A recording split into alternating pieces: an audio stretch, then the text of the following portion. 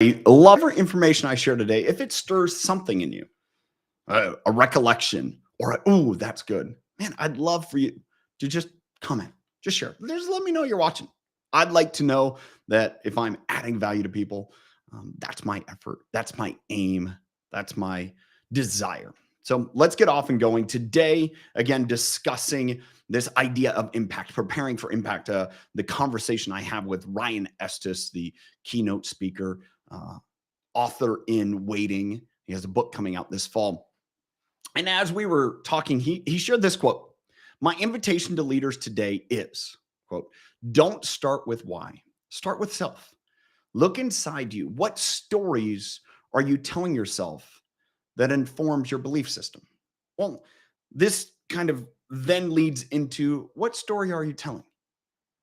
I had a friend once share that, stop reading in between the lines. There's nothing there. Now, okay, sometimes there is, sometimes you need to be intuitive, but the challenge of that comment is stop making a story that isn't a story.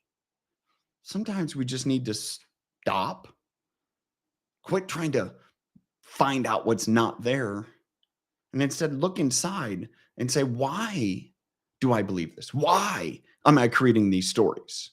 This is my thought of the day that I'm excited to share with you. The stories we tell ourselves determine how we view the world. The stories we tell ourselves determine how we view the world.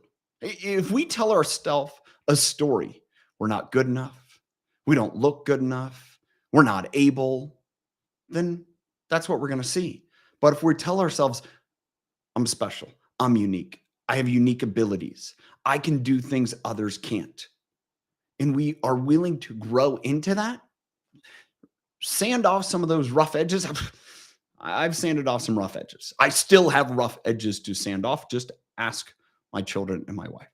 They will tell you, they see it first and foremost. It's a great indicator. And there are a lot of people around you that are just nice enough not to tell you the truth.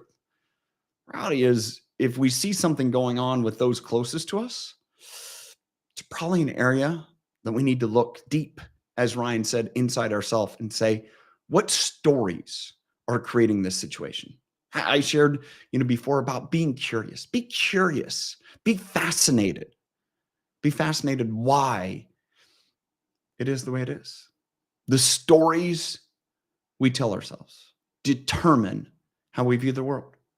Choose a story that has you as the hero. It's a lot better than being the victim or the villain.